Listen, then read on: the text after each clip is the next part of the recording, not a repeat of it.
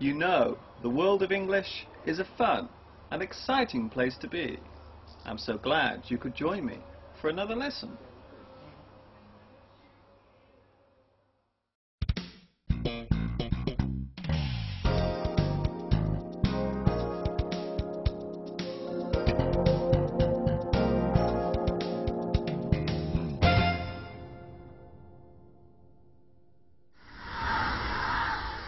Hi everybody, this is Mr. Duncan in England. How are you today? Are you okay? I hope so. Are you happy? I hope so. Did you miss me? No, we didn't. Oh, that's not very nice. In this lesson, we will take a look at the process of asking and answering questions. Are you ready?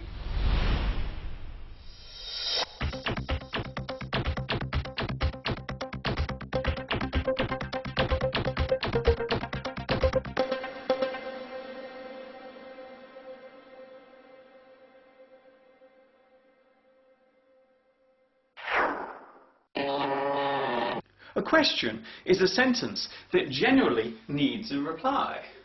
When we ask a question, it means that we are trying to find out more about something and we need extra information. Sometimes we ask a question because we want to expand our knowledge of a particular subject. Sometimes we put forward a question because we need a decision about something or an answer to a difficult situation. Asking a question. There are many words related to asking questions, such as conundrum, difficulty, poser, predicament, problem, puzzle, quandary, query, request, riddle, and teaser.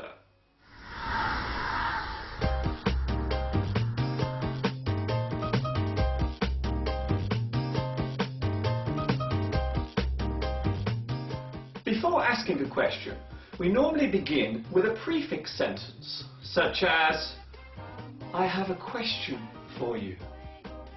I want to put a question to you. I need your expertise with a problem I have. There is something I have been meaning to ask. Do you mind if I ask you a question? Could I pick your brains? Would it be okay for you to answer a question?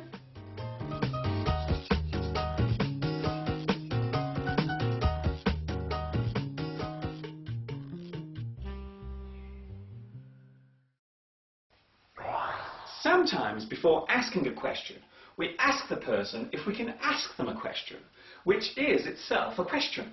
So the first question is about whether or not I can ask a question. Well, you get the general idea. It may sound a little strange, but not all questions need an answer.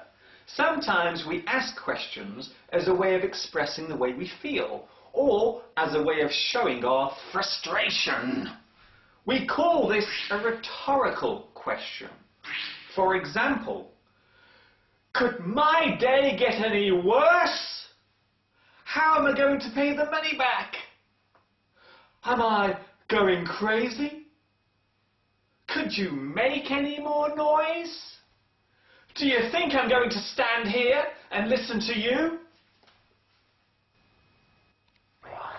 There is another type of question that cannot be answered because there is no answer to it.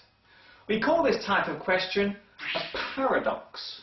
The most famous paradoxical question is, what came first? The chicken or the egg?